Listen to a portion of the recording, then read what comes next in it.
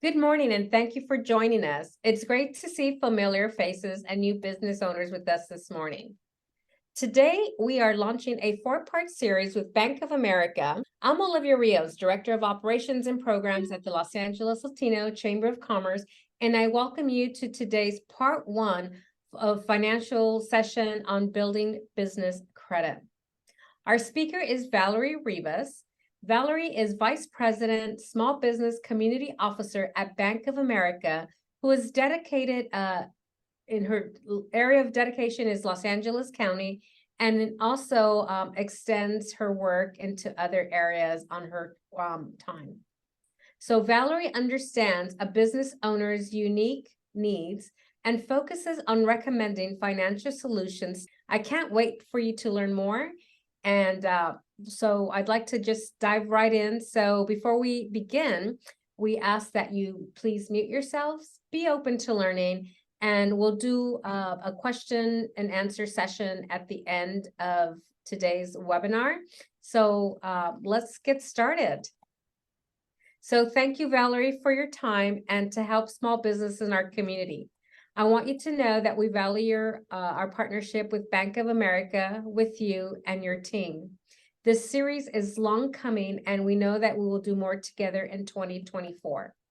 So Valerie, welcome. Tell us a little bit more about you and what you do for the community. Thank you so much, Olivia, and thank you so much, LA Latino Chamber of Commerce, for having me here this morning.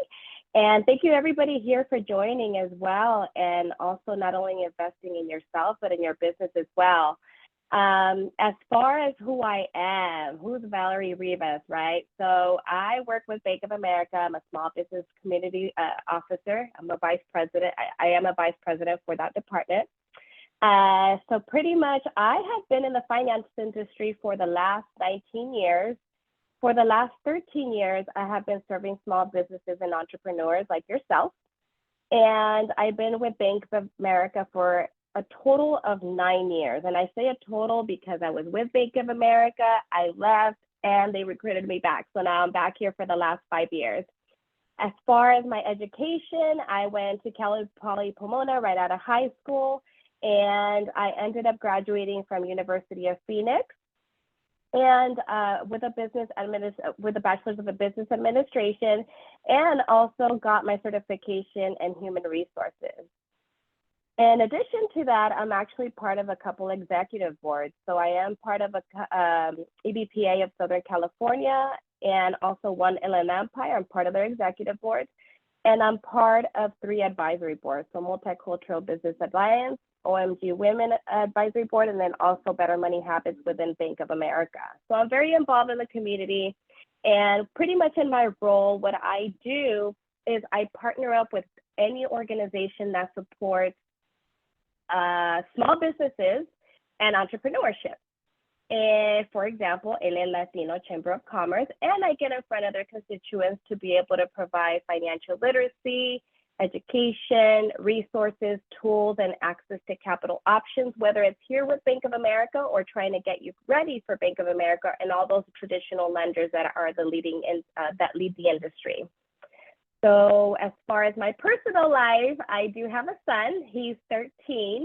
I was just thinking this morning, 3 more years and he'll start driving. I'm actually really excited about it. He's not excited about it, which I don't understand why. I was super excited. I couldn't wait. And I also have a first son. He's a boxer, and he's also 3 years old. So they both keep me really, really busy and really active. And yes, I've really enjoyed camping with them. And on my free time, when I don't have my son, I do a little bit of bachata dancing and salsa dancing. So that's just a little bit of myself. But I do appreciate you having me here today. And yeah, looking forward for this workshop today. We're looking forward to this great webinar session. So I am just ready to learn. So. All right, everybody. So today, as we know, we're going to be talking about building business credit. And why this is so important is every year, Bank of America, we do a survey throughout the country of our entrepreneurs and small businesses that we have in our book. And we ask them how they're feeling about the current economy, what their concerns are, what they're needing, what they want to see from us, what we can do better for them. So it's something that we do every year. So we call it the Bank of America Small Business Report. And this past year and this year in 2023, it was 83% of the business owners that are looking for some sort of way of access to capital, whether it's going through a bank, a CDFI, borrowing from your family, which scares me because that could easily ruin a relationship if unable to repay that debt back. And also, the reason I'm bringing this up is because it's so important for you just to always be ready, no matter where you are in your business, if you're at the beginning stages, your season, you always have to have some sort of credit so that you're able to be prepared for any unforeseen things, right? We just went through a pandemic. That was a scary time for a lot of the businesses. A lot of people maybe lost their jobs. Some of them actually did better, depending on what industry they were in. So very important that you're always set up for any type of event that happens in our world, because it's really unforeseen, right? So with that being said, it's really important for you to have some sort of business credit. So today, this is on our agenda. So we're going to be talking about what is business credit and why it's important. I talked a little bit about that just now. The 6 C's of credit. And just to let you know, I can't express how many times you'll probably hear this throughout the series, just because it's really important. And the 6 C's of credit is something very important that you have to understand so that you can get lending through those traditional lenders like ourselves. Key factors to small business credit, personal credit versus business credit, and how to raise your business credit score and credit scores best practices. So we're going to be going through all this, and please write down or make note of your questions. I'll be happy to answer all your questions at the end, and I'll be happy to go back to whatever area you may have questions about. Now, why is business credit and why is today important, right? So it doesn't matter where you are in your business. You could be starting up a new venture, just doing a startup loan where you maybe are doing a side hustle now, right? Or it could be that you are growing rapidly and you need some sort of funding. So at any point, you may need access to capital, which is really important to build your credit. So to be able to secure a loan or a business loan, it's really important for you to have strong business credit score, because there you will be able to access the better rates, the better terms, and save you a lot of money in the long run, especially for those larger loan amounts. So today we're going to go through how to build it, what are some things that you could do, what are some things that you can raise your credit score. So very important for you to be able to follow these steps so that you can be prepared for anything that may happen in our economy. This part here, you will hear it throughout the series because it's something that it will get you prepared so that you can get funding for those larger banks. As you know, the leading banks such as Wells Fargo, Bank of America, US Bank, Citibank, we all pretty much have the same type of guidelines. We all require pretty much 2 years in business, and we go based on the history of your business, not the forecast of your business. So it's something that we go based on your past. So we typically took a look at anywhere from 2 to 3 years of your business and personal tax returns. We're going to go through that a little bit later as far as what type of information they will ask you when you come into the bank, so that way you're not caught off guard and you have an idea of what is pretty much normal and what's something that maybe they shouldn't be asking for. Now, the first one is capacity. Now, I'm going to go ahead and read it and then explain a couple examples after that as well. So typically, a business must generate $1.25 of excess cash flow after operating expenses to support each $1 of debt service. This extra capacity provides a cushion for a business to absorb unexpected expenses or an economic turndown.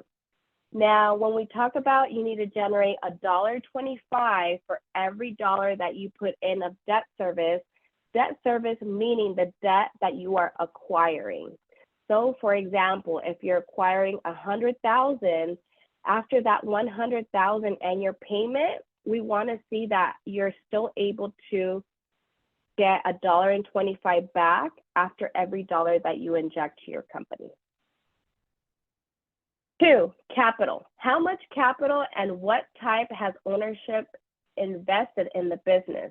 Also, does ownership retain an adequate portion of the capital within the business? So capital, very important, something that the lenders do look. And here at Bank of America, that is definitely something that we look at. I've worked at other financial institutions, and this is something that they also look at. And you may ask yourself, well, if I need money, why do I have to have money in the bank, right? Typically, the traditional lenders, they want you pretty much to obtain the loan pretty much when you don't need it. So they want you to be strong in cash flow and being strong and being able to have money in the bank. So typically, rule of thumb, just think about if your revenue is $1 million, they want to see about 5% of that $1 million in your business account, and that pretty much shows us that you have a healthy cash flow. If you have more, then that's amazing. That gives us a better idea of how you're operating your business. But typically, rule of thumb, you just figure 5% of the revenue. You calculate that. That's pretty much what we would want to see in your business account. 3 is collateral. So banks prefer to secure debt with business assets, including accounts receivable, equipment, commercial real estate, and/or inventory, all of which may be used as loan collateral. So collateral, very important when you come into the bank, that you let us know where you're going to be using the funds for. Not only because you are able to get maybe better terms depending on what you're using it for, but also it also gives us able to get you maybe a better interest rate. So I'll give you a quick example. When you do a working capital loan, this is pretty much just in a way lending to air, right? So we can't really go take something away from you if you don't pay back, right? When it comes to collateral, let's just say that you have a commercial real estate property, our terms might be a little bit better. So instead of maybe 5 years or 10 years, we can maybe go with a different program, and it can maybe be a 25-year term. So now your payments are lower. So you can see how that can make a difference in your payment, how that can make a difference in your capacity, right? Going back to capacity, being able to give you longer terms will give you a higher capacity. So it kind of all ties in together. Now, if you come in and you say, I want a working capital loan, we're going to want to know why. Not only is the bank lending you the money, but we also need your banker will also want to know, because they will want to structure that so that you can save a lot of money as well and get you the best terms available. So I've had clients come in and they say, you know what, Valerie, I need $1 million. I'm like, okay, perfect. So can you imagine if I just go in there, okay, $1 million, let's go ahead and get it done. And then now the best terms that I'm getting them is 10 years. But if they come in and say, Valerie, I need $1 million, I'm going to be using $500,000 of that for a commercial property. Pretty much not very popular, maybe $500,000 in California, but $500,000 in a commercial property. I'm also going to buy some equipment. I'm going to need $200,000 for that, a line of credit for maybe $50,000, and then so forth, right, until we get to the $1 million mark. Now, if they tell me that, then I'm going to set up different solutions for them and different terms based on the collateral that they're going to be using. So, for example, if they're doing a commercial property, then I would be able to do maybe up to 25 years. And for equipment, I can do 10 years. But if you're not telling me all this information, then we're all just going to put everything, maybe in 10 years. And most likely your banker is going to need a list of what you're going to be using those funds for. So very important that when you come into the bank, or you're talking to your banker or your accountant, you let them know what you're going to be using the funds for so that we can strategize on how to get you the best, not only the best deal, but the best terms, and just make sure that we structure that for you properly. Number 4 is conditions. How do various market conditions, including the economy, industry trends, and environmental factors affect the business prospects? Now, we're already in an endemic, but when we were in a pandemic, there was certain market conditions for certain industries. So this is also something very important when you're starting a new venture, opening a business, need to know what you're getting yourself into. I'll give you an example. Back in 2007, I was in the real estate industry. So I was in the finance industry doing home loans.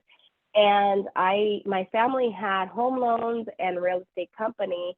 And I thought in 2007 that it was a bright idea, since my family already had this type of business, to go ahead and open an escrow company, right? I was obviously fairly new to the business. And in 2008, that business dissolved because the market crashed and I didn't have enough clients to be able to sustain my business. So that just gives you an example. And I wish what I know now, if I knew then I would have said, you know what, let me see what other industry I can get into. So this is something that the underwriters will take a look at. So if you're a doctor, we're going to take a look. Well, doctors, we already know that they do pretty well no matter where we are in our economy, because we're always going to get sick. Our pets are always going to get sick. We're always going to need our teeth cleaned. We're always going to have something going on with our mouth, right? So it's something so that's maybe not a greatest example, but let's just say manufacturing. You're in the manufacturing industry. We want to know what type of manufacturing you do, and we are going to see how that industry is doing. So I know that I had some janitorial businesses during the pandemic. And we loved janitorial businesses during the pandemic because that was a business that was really, really busy at the time. So definitely take a look at your conditions of your industry and how you're doing, because that's something that you're going to be prepared to let them know on how you're going to mitigate certain downturns on the economy or certain things on how you're going to handle that. Also, business plans, very important that you have one. If you have one, there's been very rare occasions that a business owner gives me their business plan. But when they give me their business plan, I took a look at pretty much everything. It pretty much gives me the story, the direction that you're going. It pretty much gives us a lot of information. Number 5 is character. Lenders may evaluate business-related attributes like an owner's experience, knowledge, financial competence, personal credit history, and future business plans. They may also look at other individuals who are tied to success of a business. So character, very, very important, right? Which is why it's very important as a business owner that you establish and have good personal credit, because that's going to be the reflection of how you're going to be running your business. You got to think about it as the business owner is from one pocket to the other, right? So with that being said, very important that you let us know your experience. If you're acquiring a new business, let's just say I have a photography business that comes to me, or it could be maybe the owner of the photography business is retiring and they've had their right hand for maybe the last 15 years, and they've been a key partner to the company, then that photographer could come to us and say, Valerie, I want to acquire this business. My boss is ready to retire. I want to borrow money so that I can go ahead and acquire that business.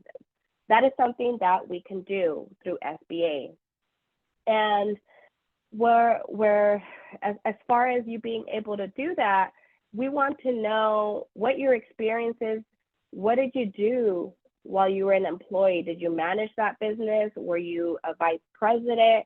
We want to know your history. We want to know your education. We want to know who we're handing this business to. So very important that character is very, very important, something that we take a look at. We take a look at your personal credit and your business credit as well. Both business credit and personal credit are different, and we're going to get into that a little bit later. Number 6 was added not too long ago, actually, a couple of years ago, and it's communication. A business owner's willingness to communicate with their small business specialist is essential to building a productive relationship. The more they share about their history, goals, and priorities, the better positioned they'll be to secure capital. So very important that you have communication with your accountant, and very, very important that you have communication with your business banker. If you don't have a business banker, get a business banker, because your business banker is key to your business. I've had businesses that I've managed for maybe the last 12 years, and they followed pretty much a lot of the things that I recommended. And any type of business move that they were going to do, whether it was going to go with Bank of America or not, they would call me and say, Valerie, this is what I'm going to do. Is this something that you can help me with, or is this something that I can go, that I should go somewhere else with? But the thing about that is it also helped me keep a list of, these are my clients that want to get equipment during this year or before the end of the year.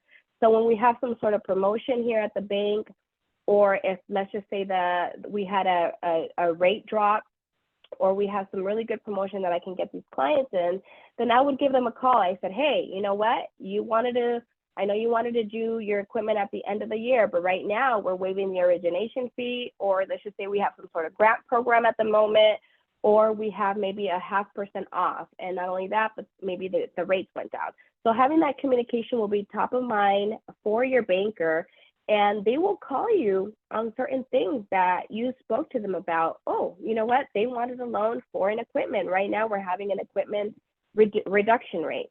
So very important that you communicate with your banker at least on a quarterly basis, I would say.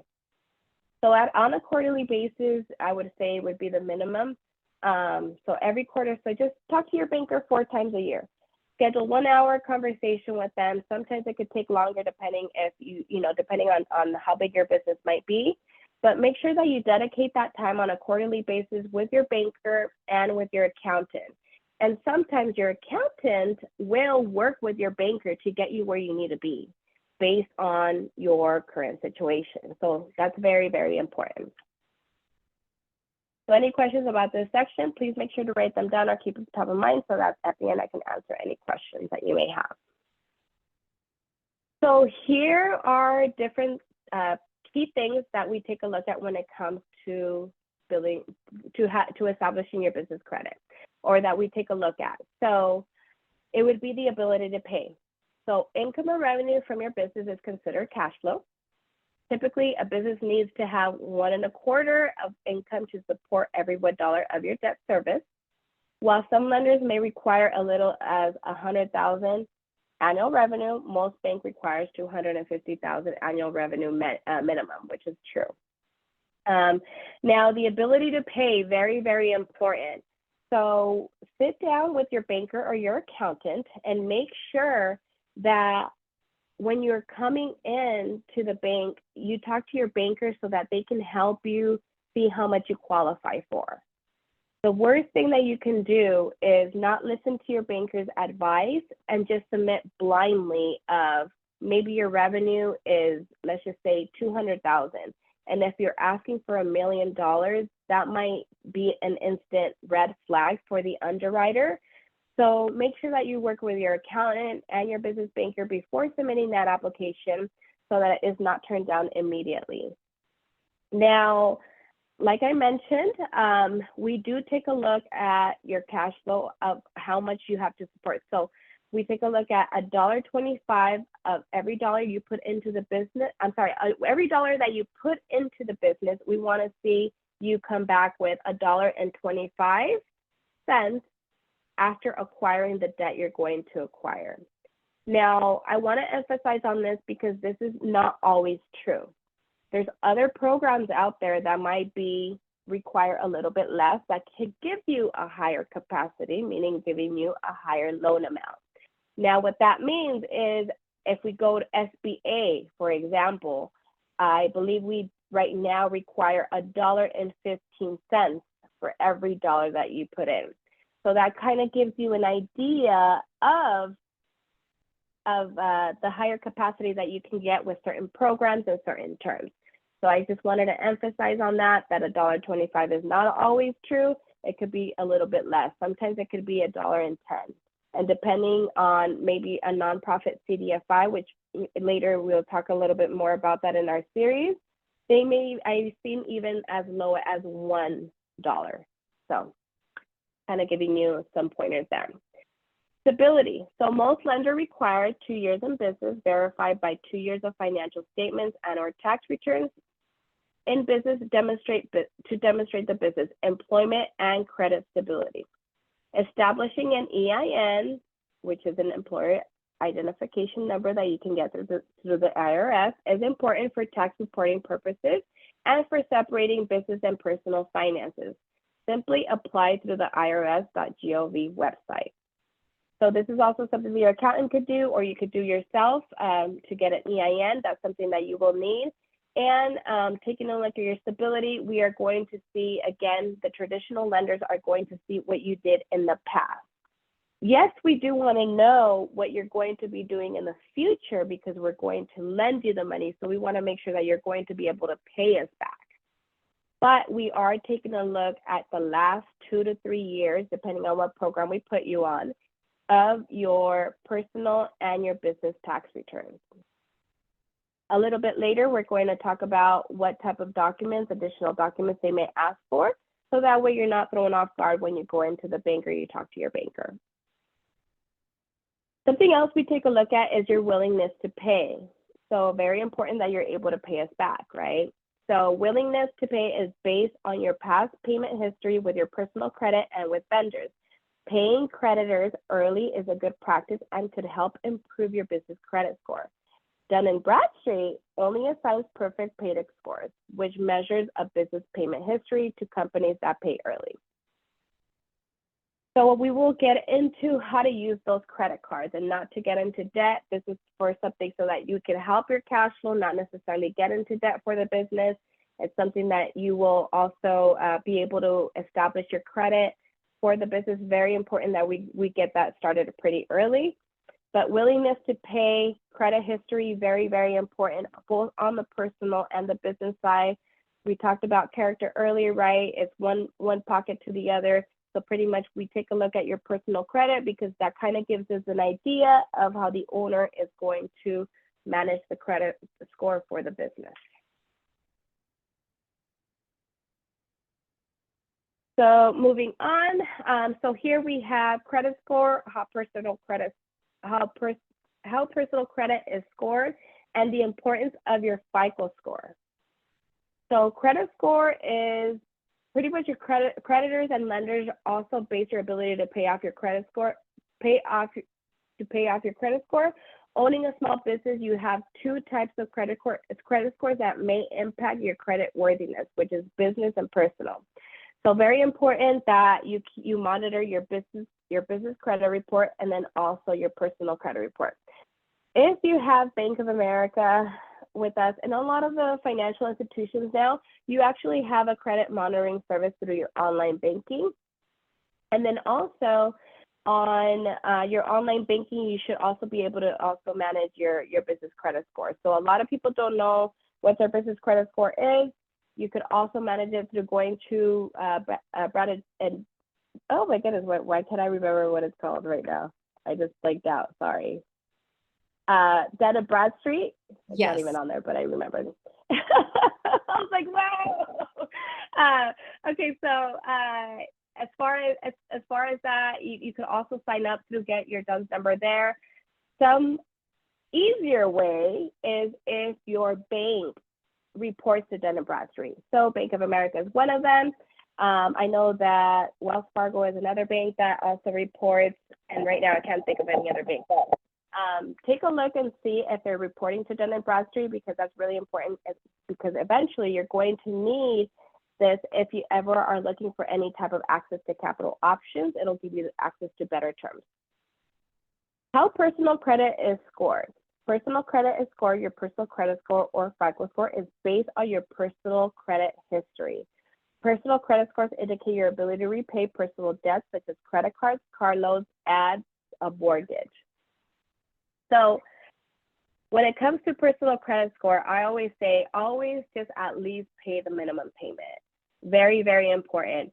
You can maybe have the relationship with this bank for the last 35 years, but the minute that you pay late, and when I say pay late, I don't mean a day or two and get a late fee, but I mean over 30 days of the actual due date, they can report you to the credit bureaus, and most likely they will. Even if you've been faithful and loyal to them for the past 35 years, the minute you do that, it will bring your credit score down.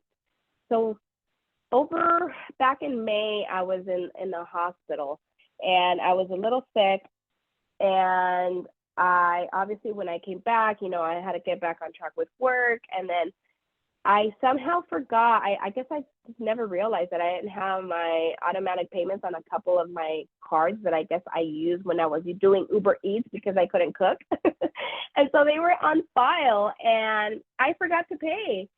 And I forgot to set up those automatic payments because it was a credit card that I didn't usually use. So right now I'm working on getting that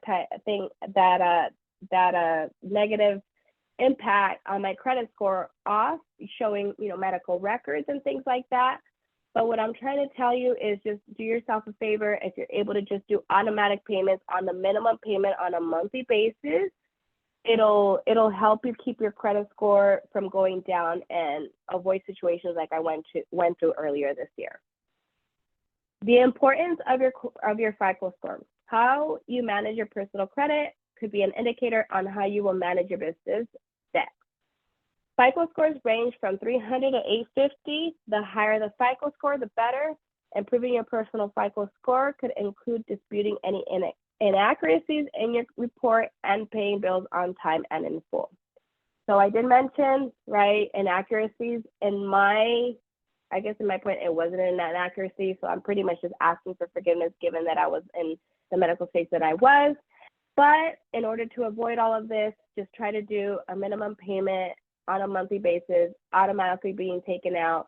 That way you can keep your personal credit score and your business credit scores healthy so that you are positioned to get funding whenever it is needed.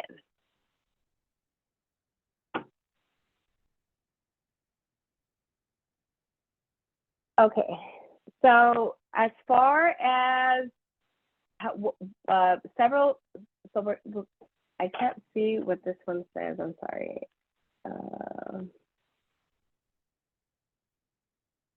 Okay, so how business credit score is scored.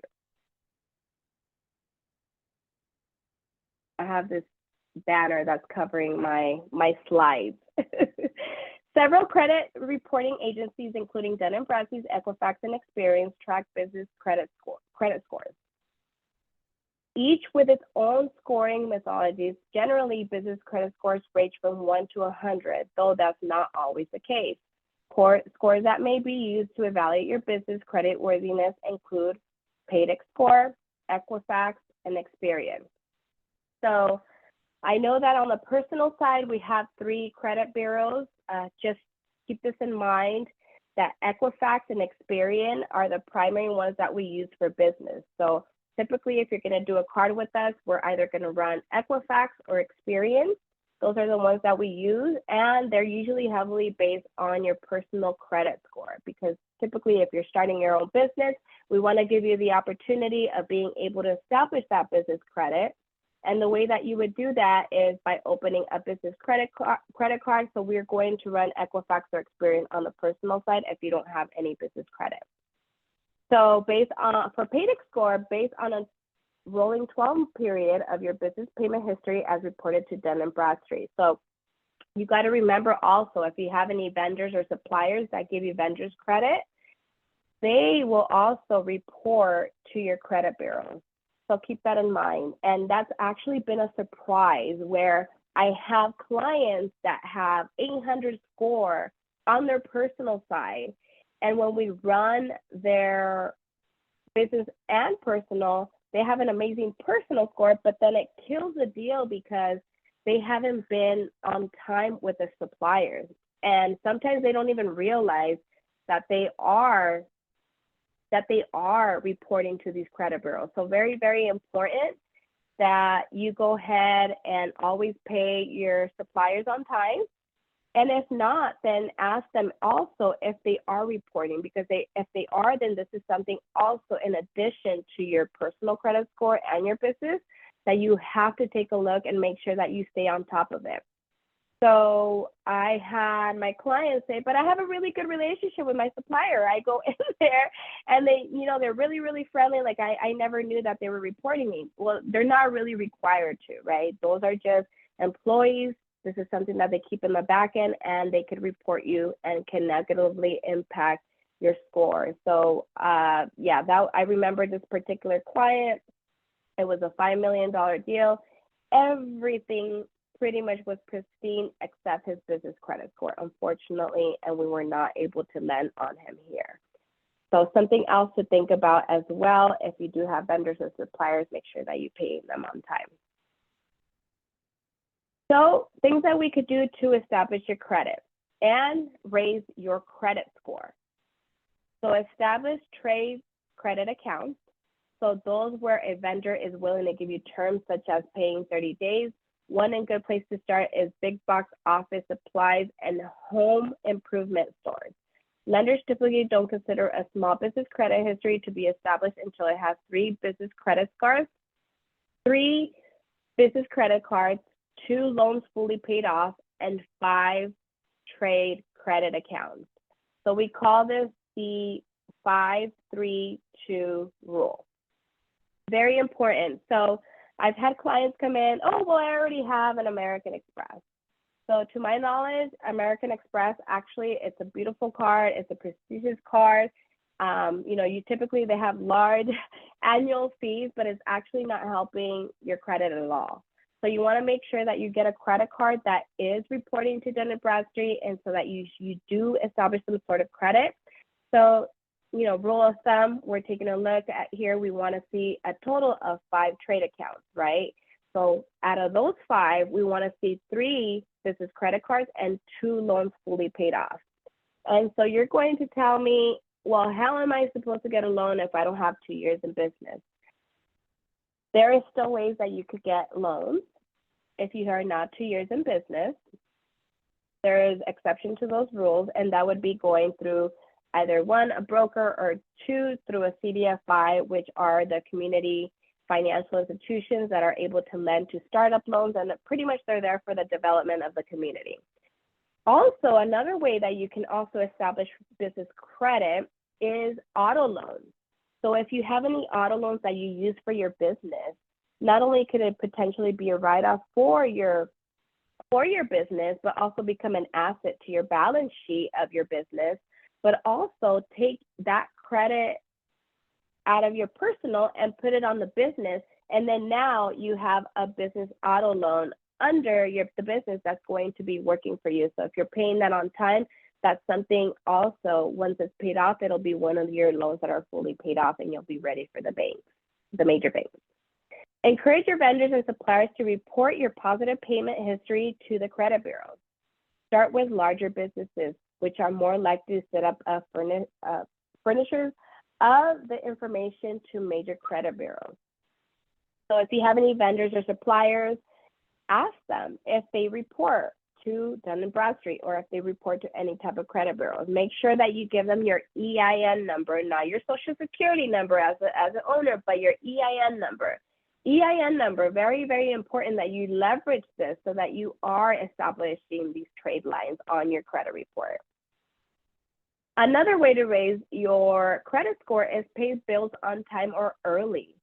I even tell my clients, pay it every couple of weeks. Not only are you also getting yourself a bigger credit limit for that month, because let's just say that their limit is $10,000. And let's just say they're spending, I don't know, maybe $20,000 on a monthly basis. If you pay it every 2 weeks, now you have a $20,000 limit card. Not only are there rewards that are associated with that, but you're improving your cash flow. And then you're also delaying your payables by doing this as well. Don't max out your business credit card. So many experts recommending keeping credit utilization, the percentage of your available credit use, to 30% or less. High credit utilization will lower your credit score. This could also have negatively impact you when the underwriter is taking a look at your deal. So if you're over leveraged, meaning that you're overusing your credit cards, this could also be a red flag for the business. So when giving out lines of credits, I don't know if you've noticed, but a lot of the banks, they're shying away from line of credits because a lot of our clients are leveraging the lines of credit for maybe equipment, and equipment would not be the appropriate type of product for something like that. And so now you have, let's just say you have $100,000 line of credit and you're using 80,000 of that, that's pretty much 80% usage, and that is looked at as a red flag as well. So try to keep all your credit cards to 30% or less, or just pay it off each month. The way that I recommend all my clients to use their credit cards is leverage it so that you can delay your payables, right? So that it also improves your cash flow. So by delaying your payables, what that is let's just say you use your credit card, you pay a vendor. Now you have 15 to 30 days to pay us back at no interest. So once you get that credit card statement, you just pay it off. And then now, 1, you don't pay any interest. 2, you get rewards. And 3, you're delaying your payables. In addition to that, depending on what credit card you have, you may get additional benefits.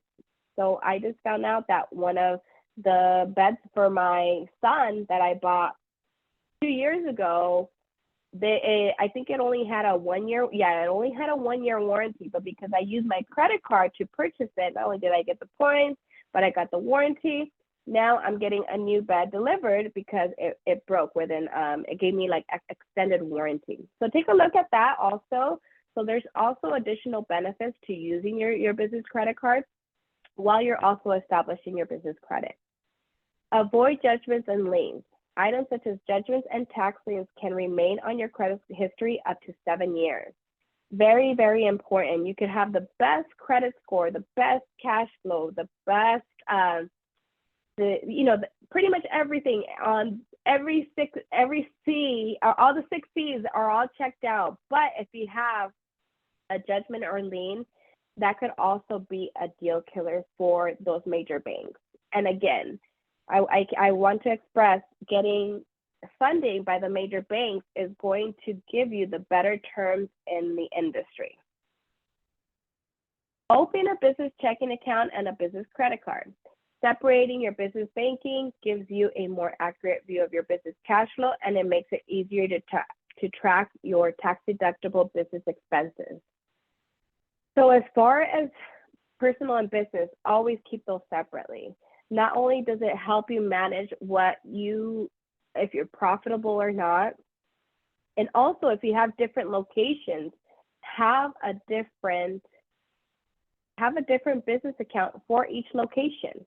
And the reason for that is, I've always told my clients, not all your stores are going to do the same, right? Not all your stores are going to be profitable. So make sure that you are tracking each business with different, 1, credit cards, and 2, also different business accounts. Of course, check with your accountant as well, because I know that each accountant has a way of doing things and separating things, but it does make it a little bit more difficult. And it's also kind of gives you an idea of what each store is doing based on each business account, and then also based on each business credit card, and making sure that you're also establishing credit for those entities as well, or those different locations, so that in the event that you do need some sort of loan, that it's a little bit easier for you to get funding. So now we're going to be talking about additional credit score and best practices. So building business credit history, it's important to build your business credit history separately from your personal credit history. While lenders may look at your individual credit worthiness, they'll also want to see your business is in good standing with its creditors. So like I mentioned before, very, very important that you are building your business credit history. We are seeing the relationships that you're making, but not only that, we're taking a look on your personal side to see how you're handling things on the personal side. That'll give us an idea of the reflection of what your business credit is going to look like moving forward. Streamline accounting. Establishing a separate account in your business name will help establish the business as a separate entity with its own credit history separate from yours and an individual, and maintain a clear picture of your company's cash flow and financial health, a part of your personal assets and liabilities. So being able to separate those business accounts and the different entities will help you with its own credit score so that you're able to get some sort of funding for each of different type of location. And then now we're going into better record keeping. Corporations and LLC must by law keep their business finances separate from the owner's personal account. However, even if you have opted for another structure, separating your business and personal finances might be easier to maintain good records. So very important that you are also paid, not only establishing that good credit, but also make sure that you're also paying yourself as well, and work with your accountant on how much you have to pay yourself so that you can benefit from those benefits as well as a business owner, especially if you have a corporation or an LLC. More relevant account features. So business accounts, whether checking, savings, or debit or credit card accounts, differ greatly from those personal use. Features may include robust online payment, invoicing capabilities, merchant services, and QuickBooks integrations, among others. So those are just some other also that you can use QuickBooks. There's also some other ways that you could also keep your record keeping sure that you are managing your cash flow as well, and making sure that you're making those on-time payments. So this pretty much is at the end. So today we were able to go on strategies for building business credit, right? So very important that you apply for an EIN, so that you could do that through irs.gov. Your accountant could also help you with that as well if you're not able to do it yourself. Consider forming an entity such as an LLC or corporation. Those are my two favorite, honestly, just because you are able to have pretty much a social security for your business. And when I say social security, I mean the EIN. So it's keeping things separately. Sometimes also when we have sole proprietorships, which we understand at the beginning, maybe you do have to start with a sole proprietorship.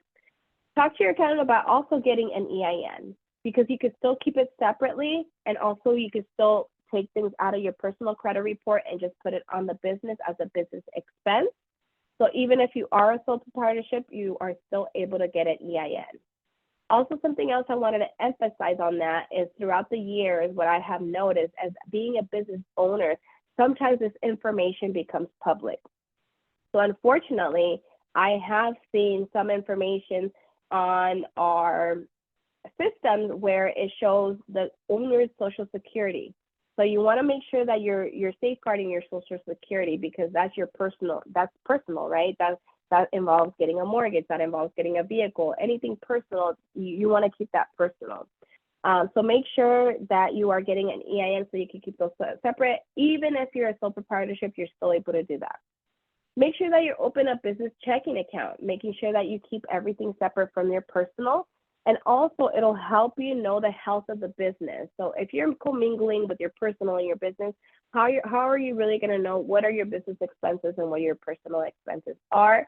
It'll also help you keep track on how profitable your business are. I mentioned earlier that if you do have separate locations, make sure that you have a separate business account for each location, just that way you know the health of each location as well. And sometimes, unfortunately, maybe you do have to close a location, but if you don't have those business accounts separate for each location, how are you going to know which one is the most profitable and which one is the ones that you are supposed to keep? Apply for a small business credit card. So make sure that you are, even though you are applying for a small business credit card, make sure that you are applying with a financial institution that is going to report it Dun & Bradstreet and that is going to establish business credit. I mentioned earlier that there may be some banks that do not establish. So it could be, you could be using this $1 million a year and paying it back religiously. But if they're not reporting to build your business credit, what really good is it doing for your business? It's really not doing anything for you. So I know Bank of America, we do have a program where we do report to the business credit bureaus, and we actually have some nice bonuses. So if that's something that you're interested, please let me know. Ask vendors to report your positive payment history. So very important. Remember that your suppliers and your vendors, they could be your best friend when you come in. Maybe that employee, you have a really good relationship when you come in and you pick up your merchandise and when they deliver your merchandise. But you got to remember they are keeping track. Some of them are not, but make sure that you talk to them. If you are running late or you're not meeting the terms that you have with them, make sure to talk to them and see if maybe they can either one way on reporting or maybe give you some sort of extension or something that you can work with. So that way it's not a surprise. Like my client, we lost a $5 million deal and he lost the property. He had to go with a different property with a different lender. And eventually we were gratefully able to refinance once, all that was fixed. But make sure that you have that relationship with your vendor where you can talk to them, and then also ask them if they are reporting to the credit bureau. Keep the percentage of business credit up to 30% or less. So I mentioned earlier, that's a really good way if you are carrying the balance. Like I mentioned, I don't recommend my clients to carry the balance on anything. I more recommend them to just pay it off on a monthly basis. So that way they don't have to worry about paying interest or delaying their payables. They're getting rewards, and depending on what you're purchasing, you might get extended warranty as well, or depending on what benefits that credit card has to offer.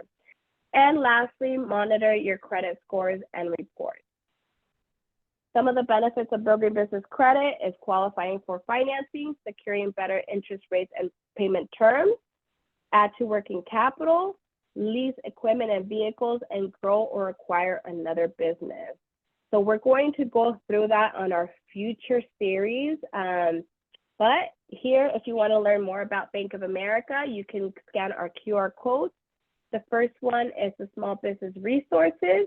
So we have resources such as our $25,000 down payment grant that's available for minorities and also women-owned businesses, and other resources. We have Cornell University, a partnership with them where we pay for a 6-week course on how to, a lot of resources in there. So make sure to check it out.